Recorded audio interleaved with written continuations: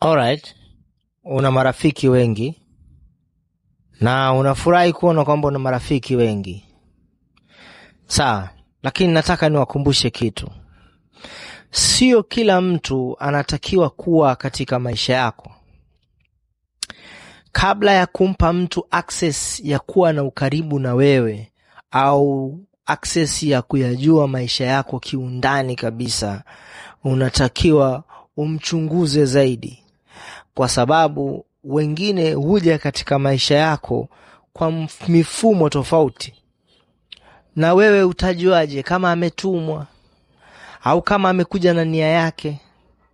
Na pindi tu unapompa hiyo access ya kuingia katika maisha yako, ukijua kwamba ni mtu wako wa karibu sana, ama ni rafiki yako wa karibu, ama yani umemchukua kama mtu wa maana sana, na hapo ndipo utakapoanza kuona maisha yako yanabadilika.